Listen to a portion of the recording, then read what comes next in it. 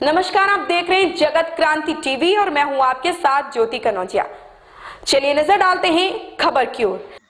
पलवल में KGP expressway के निर्माण कार्य में राष्ट्रीय राजमार्ग प्राधिकरण द्वारा किसानों की अधिग्रहण की गई जमीन की बकाया मुआवजा राशि के भुगतान को लेकर पलवल और फरीदाबाद जिले के 29 गांव के किसानों ने लामबंद होकर सरकार से लड़ाई की घोषणा की है। किसानों की इस लड़ाई में पूर्व फौजी भी उनके समर्थन में कूद पड़े हैं। किसानों का कहना है कि अगर जल्द ही सरकार ने अधिग्रहण की गई उनकी जमीन की मुआवजा राशि का भुगतान नहीं किया तो उन्हें सरकार के खिलाफ बड़ा फैसला लेने के लिए मजबूर होना पड़ेगा। 29 गांव के किसान पहले पलवल के गुर्जर भवन में एकत्रित हुए और वहां से पैदल चलकर लघु सचिवालय पहुंचे, जहां उन्होंने हरियाणा के मुख्यमंत्री के नाम जिला उपायुक्त नेहा सिंह को ज्ञापन सौंपा। उनके साथ पूर्व फौजी भी समर्थन देने के लिए पहुंचे। किसानों ने अपने आंदोलन की शुरुआत राष्ट्रीय गान से की। आपको बता दें कि केजीपी एक्सप्रेस वे व इंटरचेंज को बनाने के लिए फरीदाबाद के 10 व पलवल के 19 गांवों के किसानों की जमीन को अधिग्रहण किया गया। किसानों का कहना है कि जिला राजस्व अधिकारी द्वारा बढ़े हुए मुआवजे को लेकर 2017 में फैसला दिया गया, जबकि राष्ट्रीय राजमार्ग प्राधिकरण द्वारा इस फैसले को मोड़ देने के लिए राजस्व अधिकारी की गणना को गलत बताकर गुमराह करने के लिए पत्र भेजा, जिसके बाद वर्ष 2019 और वर्ष 2021 में जिलाधिकारी द्वारा यह स्पष्ट कर दिया गया कि किसानों को उनका बढ़ा हुआ मुआवजा ब्याज सहित दिया जाएगा। पलवल से राजकुमार भाटिया की रिपोर्ट। हमारी जमीन 2008 में अधिकृत की गई थी ईस्टर्न पेरिफेरल एक्सप्रेसवे के लिए। केस लड़के हमारी जमीन के पैसे, हमारे जो मुआवजा था वो तो हमें गया मिल, लेकिन सांत्वना राशि सोल्यूशन जो 30% बनता था वो 2017 के आदेश के बावजूद बार बार कोर्ट में उलझाते हैं हमें सरकार वाले। एनएचआई कभी कुछ कहती है, सरकार कुछ कहती है और हम बार बार गुमराह हो रहे हैं। आज हम सब ने मिलकर के इसी बात को लेकर के ये ज्ञापन दिया है और माननीय उपायुक्त महोदया ने मंगलवार के लिए एनएचआई को बुलाया और हम सब किसानों से बैठ करके आगे देखते हैं कि क्या फैसला हो सकता है। अगर किसी तरह की कोई सहमति नहीं बन पाती है, क्या रूपरेखा रहेगी? हाँ, अभी जो ना हम मंगलवार को देख लेते हैं, उसके बाद हम बड़ा फैसला लेंगे कोई, क्योंकि बरजस्ट चल रहा है तो हम फिर देखते हैं आगे, फिर बड़ा कदम उठाएंगे, उसको हम उसी दिन बताएंगे मंगलवार को। कितने गांव के किसान आए हैं? 29 गांवों के किसान, पलवल फरीदाबाद दोनों जगह। किस तरह का आश्वासन जिला उपायुक्त की तरफ से दिया? हाँ, अच्छा आश्वासन उन्होंने दिया। उन्होंने कहा कि एनएचआई के अधिकारियों को बुला करके आपकी एक बैठक कराएंगे, जो भी त्रुटियां हैं, जो कमियां हैं, उसको हम निकालेंगे। संतुष्ट हैं जिला उपायुक्त जी, जिला उपायुक्त के आश्वासन से संतुष्ट? हाँ, अभी आज तक हम संतुष्ट हैं। देखो, मंगलवार को अगर वो बुला के मीटिंग कराती ठीक है, अदरवाइज हमारे पास तो वही काम है, पर भारत माता की जय और वंदे मातरम। राष्ट्रीय गान भी गाया गया आपने? हाँ, देखिए हमारे फौजी भी है, देखिए पीछे खड़े हुए तिरंगे को लेकर के। जवान और किसान तिरंगे की पूरी शान रखता है। हमारे बेटे खेत में कमाते हैं और हमारे बेटे देश को रखाते हैं। किसान और जवान दोनों एक हैं। मैं अनुरोध करता हूं सरकार से कि जो किसान, हमारे देश के किसान जो हमारे देश को चलाते हैं, हमें अन्न देते हैं, और जो किसान आज इस तरह भटक रहे हैं, पिछले 5-7 साल से सिर्फ सरकार के एक आश्वासन के लिए बैठे हैं कि सरकार इनकी मांग को सुनेगी। मेरी हाथ जोड़ के सरकार से एक प्रार्थना है कि इनकी जो मांग है उसको अनदेखा ना करें, क्योंकि किसान वो है कि जो अपने से लेके और ऊपर चाहे कितना ही बड़ा अधिकारी बैठा सही, वो सब किसान का उगाया हुआ ही अन्न खाते हैं। किसान के लिए धरती उसकी माँ है और वो माँ किसान से आज ली गई है, छीनी गई है, तो उसका उचित मुआवजा, उचित राशि सरकार दे।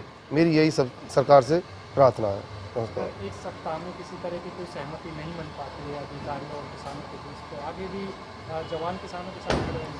अगर एक सप्ताह में सरकार की या कैसी कोई सहमति नहीं बनी तो अभी तो हम चंद ही फौजी आए थे, अगली बार हम असंख्य फौजी यहाँ पे इकट्ठे होंगे और जो किसान से भी आगे चलेंगे।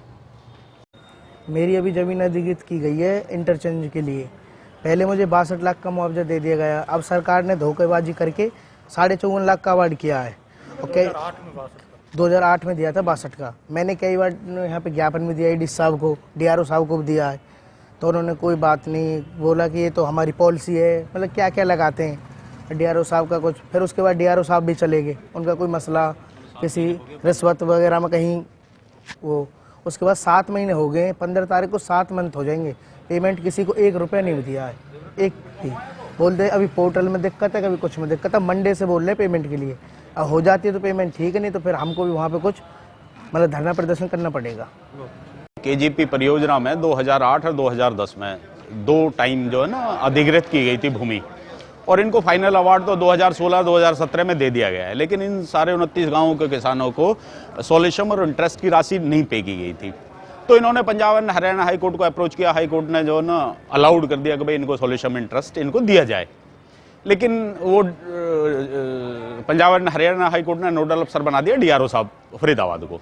डीआरओ साहब ने भी 2017 में एक विस्तृत ऑर्डर कर दिया कि भाई इन किसानों का भी बनता है, इनको एलआईसी एक्ट के तहत ये पैसा दिया जाए। लेकिन 29 गांवों के किसान 2017 से 2023 तक दर दर भटक रहे हैं। कभी तो उनको सेशन कोर्ट में अप्रोच कर देते हैं, कभी आर्बिट्रेशन में, कभी हाई कोर्ट, क्योंकि इन किसानों के पास इतना पैसा तो है नहीं कि भाई रोज नया और बड़ा अधिवक्ता कर सके। तो ये किसान प्रभावित हैं, परेशान हैं, और सरकार को ये चाहिए कि भाई इस मामले को रिजॉल्व करे बैठ के। और जिला प्रशासन से भी मैं तो अनुरोध करूंगा कि इस मामले को, इन किसानों को सहानुभूति पूर्वक इनके किसानों के मामले को देखें और इनका निवारण कराएं, रिजॉल्व कराएं। मेरा तो ये निवेदन है। जिला उपायुक्त ज्ञापन दिया, क्या कुछ आश्वासन मिला? हाँ, आज के इन किसानों ने जिला उपायुक्त महोदया को ज्ञापन पेश किया है, और जिला उपायुक्त महोदया ने कहा है कि भाई मैं इस मामले को मंगलवार को बैठक करेंगे, आपको भी बुलाएंगे और एनएचआई वालों को भी बुलाएंगे। हो सकता है, आई होप, मैं उम्मीद करता हूं कि माननीय डीसी साहब इस मामले को गंभीरता से लेंगे और इसकी गहनता से रिजॉल्व कराने का प्रयास करेंगे। ऐसा मेरी इच्छा है कि माननीय डीसी साहब सुनेंगे इस बात को। जो है वो कोर्ट में चैलेंज इन्होंने किया है जो पेंडिंग, तो मैं हमारे सेशन जज से भी अनुरोध करूँगी कि उसका जल्दी जो है वो निपटारा करे, जल्दी फैसला करे, तभी इसमें जो है आगे बढ़ पाएंगे। और ये ज़्यादातर केस में ऐसा ही होता है कि अगर आर्बिट्रेटर ने फैसला कर दिया है तो वो उसके फेवर में ही होता है। और एक ऐसे केस मेरे पास आया भी था कि वापस आर्बिट्रेटर को उन्होंने एक ही अवार्ड को रिवाइज करने के लिए आया था। तो अगर एक्ट में देखें तो अगर क्लरिकल या टाइपोग्राफिकल एरर है तो ही उसको बदला जा सकता है, वरना उसको एज इट इज़ ही रखते हैं।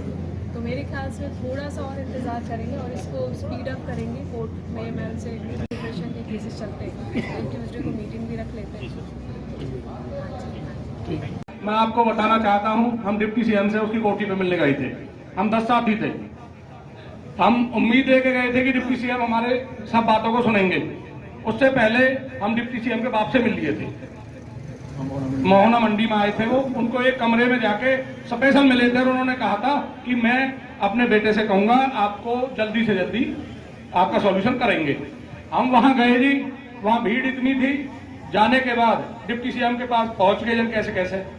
पहुंचने के बाद डिप्टी सीएम ने तो हमारे में देखा भी ना, एकदम मुंह फेर लिया यार मिनकी। फिर हमारे साथ एक मैनेजर साहब थे खेलना से, उन्होंने कहा यार तू जिम्मेदार को तो बेटा है और हम ताऊ देवीलाल की संग हमने संघर्ष करे हुआ, अब तुम किसानों के सामने देख रहे हो।